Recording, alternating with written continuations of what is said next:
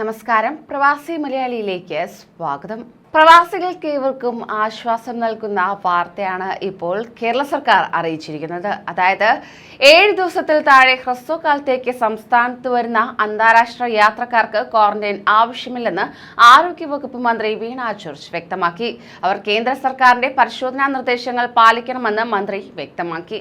ഹ്രസ്വകാല യാത്രികർക്ക് വീട്ടിലോ ഹോട്ടലിലോ താമസിക്കാവുന്നതാണ്.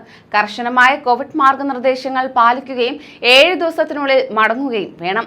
കോവിഡ് ബാധിച്ചാൽ അധികൃതരെ അറിയിക്കുകയും ചികിത്സ തേടുകയും വേണമെന്നും മന്ത്രി പറഞ്ഞു.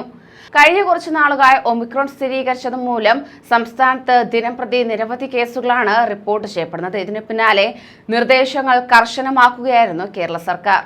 എന്നാൽ പ്രവാസികൾക്ക് ക്വാറന്റൈൻ ഏർപ്പെടുത്തിയത് മൂലം നിരവധി പേർ യാത്രകൾ റദ്ദാക്കുകയായിരുന്നു. ഹ്രസ്വകാല യാത്രയ്ക്കായി ഒരുങ്ങിയവരാണ് ഇത്തരത്തിൽ യാത്രകൾ റദ്ദാക്കിയത്. എന്നാൽ അവർക്ക് ആശ്വാസം പകരുന്ന തീരുമാനമാണ് ഇപ്പോൾ കേരള സർക്കാർ പുറപ്പെടുവിച്ചിരിക്കുന്നത്. അതോടൊപ്പം തന്നെ സംസ്ഥാനത്ത് കോവിഡ് വ്യാപന തോത് കുറയുന്നതായി ആരോഗ്യവകുപ്പ് മന്ത്രി വീണ ജോർജ് അറിയിച്ചിരിക്കുകയാണ്. ജനുവരി ആദ്യ ആഴ്ചയിൽ 45%, രണ്ടാം ആഴ്ചയിൽ 147%, മൂന്നാം ആഴ്ചയിൽ 215%, കേസുകൾ വർദ്ധിക്കുകയായിരുന്നു. എന്നാൽ നാലാം ആഴ്ചയിൽ 71%, ഇക്കഴിഞ്ഞ ആഴ്ചയിൽ 16% കുറയുകയായിരുന്നു. പരിശോധന കൂടിയിട്ടും കേസുകൾ കൂടുന്നില്ല എന്നതും ആശ്വാസം പകർന്നു. 42.47% കോവിഡ് നോൺ കോവിഡ് രോഗികൾ മാത്രമാണ് ICUവിൽ കഴിയുന്നത്. 57%തോളം ICU കിടക്കകൾ ഒഴിവുണ്ട്. 15.2% കോവിഡ് നോൺ കോവിഡ് രോഗികളാണ് ചികിത്സയിൽ ഉള്ളത്. 84% വെന്റിലേറ്ററുകൾ ഒഴിവുണ്ടെന്നും മന്ത്രി വ്യക്തമാക്കിയിട്ടുണ്ട്. ഒമിക്രോൺ സാഹചര്യത്തിൽ ആശുപത്രികൾക്കുള്ള പുതിയ മാർഗനിർദ്ദേശവും സർക്കാർ ഇറക്കിയിട്ടുണ്ട്. OPയിലോ അത്യാഹിത വിഭാഗത്തിലോ കിടത്തി ചികിത്സയ്ക്കോ വരുന്ന രോഗികൾക്ക് കോവിഡ് ലക്ഷണമുണ്ടെങ്കിൽ മാത്രം കോവിഡ് പരിശോധന നടത്തിയാൽ മതിയാകും. തുടർ ചികിത്സയ്ക്ക് കോവിഡ് പരിശോധന അനിവാര്യമാണെന്ന് ചികിത്സിക്കുന്ന ഡോക്ടർ നിർദ്ദേശിച്ചാലും പരിശോധിക്കാം. എല്ലാ ആശുപത്രിയിലും കോവിഡ് രോഗലക്ഷണങ്ങളുമായി വരുന്നവർക്ക് ചികിത്സിക്കാൻ പ്രത്യേകം ഇടം സജ്ജീകരിക്കാൻ നോക്കണം. OPയിലും അത്യാഹിത വിഭാഗത്തിലും ഓരോ പ്രവേശന മാർഗം മാത്രമേ പാടുള്ളൂ. ആരോഗ്യ പ്രവർത്തകർ കോവിഡ് മാർഗനിർദ്ദേശങ്ങൾ പാലിച്ചിരിക്കണം.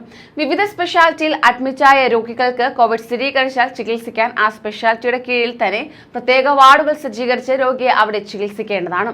ഓരോ വിഭാഗവും അവരുടെ രോഗികൾക്ക് കോവിഡ് ബാധിച്ചാൽ പരിചരിക്കാൻ പ്രത്യേക കിടക്കകൾ നീക്കിവെക്കേണ്ടതാണ്. അടിയന്തര ചികിത്സ ആവശ്യമെങ്കിൽ മാത്രം കോവിഡ് ICUവിൽ മാറ്റേണ്ടതാണ്. എല്ലാ ആരോഗ്യ പ്രവർത്തകരും N95 mask, face shield, surgical gown എന്നിവ ധരിക്കണം. അതീവ ഗുരുതര വിഭാഗ ചികിത്സയ്ക്ക് മാത്രം PPE കിറ്റ് ഉപയോഗിച്ചാൽ മതിയാകും. ആശുപത്രിയിൽ സൗകര്യങ്ങളുണ്ടെങ്കിൽ ചികിത്സ നിഷേധിച്ചാൽ കർശന നടപടികൾ സ്വീകരിക്കുമെന്നും ആരോഗ്യമന്ത്രി അറിയിച്ചിരിക്കുകയാണ്. സ്വകാര്യ ആശുപത്രിയിൽ ചികിത്സയിലുള്ള ഡയാലിസിസ് രോഗികൾക്ക് കോവിഡ് ബാധിച്ചാൽ ഡയാലിസിസ് മുടക്കരുത്. ഇത്തരത്തിൽ നിരവധി പ്രഖ്യാപനങ്ങളാണ് കഴിഞ്ഞ ദിവസം മന്ത്രി പ്രഖ്യാപിച്ചത്. ഇതിൽ ഏറ്റവും ആശ്വാസകരമാകുന്നത് പ്രവാസികളോടുള്ള സമീപനം തന്നെയാകുന്നു. പ്രവാസികൾക്ക് ഹ്രസ്വകാല യാത്രയ്ക്കായി ഒരുങ്ങാം. ഇനി ക്വാറന്റൈൻ കൂടാതെ തന്നെ. കൂടുതൽ പ്രവാസി വാർത്തകൾക്കായി ഈ ചാനൽ സബ്സ്ക്രൈബ് ചെയ്യൂ.